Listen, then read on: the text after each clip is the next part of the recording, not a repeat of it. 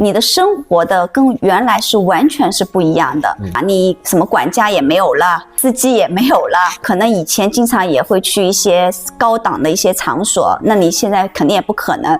那么林姐，上期视频讲到，就是你以前服装发家，曾经最高峰一年赚到过6个亿，底下1000多个员工。后来呢，因为遇人不淑嘛，等于把钱全部败掉了，等于和你老公呢就回到解放前了，打回原形了。对，那么一般性的这种老板啊，碰到这种情况，很多人可能都跳河帮去了呀，跳楼了呀。是的，你们是怎么熬过来的呢？所以我说嘛，我说其实就是就是要内心要自己要调整，因为已经跌到就是低谷，就是你的生活的跟原来是完全是不一样的，对吧？你什么管家也没有了，司机也没有了，对不对？但是那时候我就在想，我觉得人你不管怎么样，如果说你想要让自己接下来继续要活好的话，那你只能去要调整一下自己的心态，就是把自己要放低。就比如说以前我觉得说，哎呀，我有司机保姆伺候，我现在没有，我要自己要有这样的一个正常人的一个心态，这个其实也是要有一个过程。那么阿姐，你那个时候等于是之前买的别墅啊、豪宅啊，全部卖掉了，你们那个时候住在哪里呢？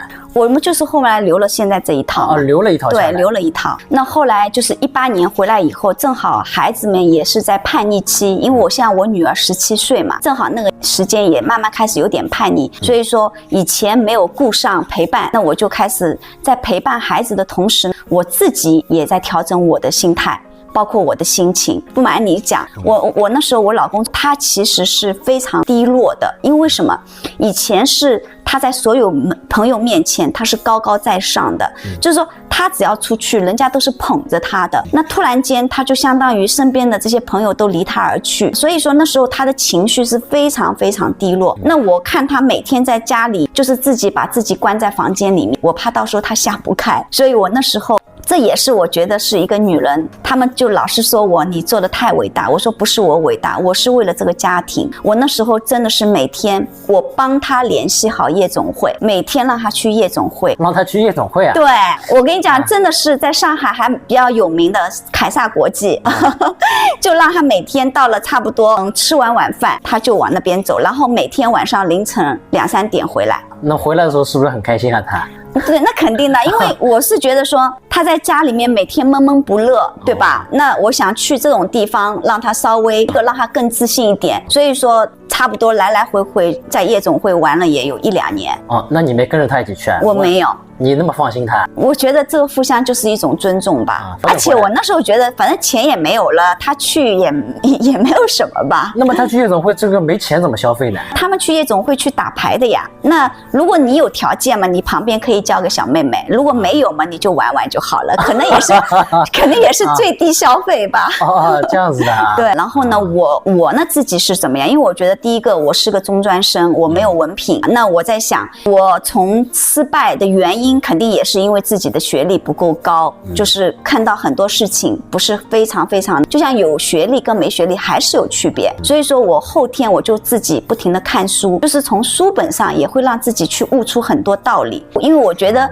你的知识充沛了，比以前我们认为是说，哎呀，我只要好像有一些奢侈品能够把自己的这个底气给这个呈现出来。但是随着现在，我觉得这些东西是帮不了你的，反而你内心更充沛，你的知识更丰富，你跟人家朋友去交流的时候，这才是你的底气，而不是一个包、一块表或者一辆豪车是你的底气。让自己就是第一个格局要打开，然后心态要很平和。所以他们现在看到我说从来没有看到你现在生气，那我也想就是这几年我在家里面就让自己的心要修的就比较平静一点。有些朋友当初远离的就远离，有些我认为不要再继续交的，我就不会再交。那我还是让自己再重新去认识了一些就是比较我认可的，然后跟他们也去多取经，多学习。然后呢，平时的时候呢，自己也得锻炼身体，因为我觉得随着年龄嘛，那身体也是蛮重要的。怪不得阿姐，我看你今年已经46岁了，是吧？对，你这个进来我傻眼了，看上去像30多岁，是吧？我跟我现在我女儿出去啊，人家都说我们是姐妹。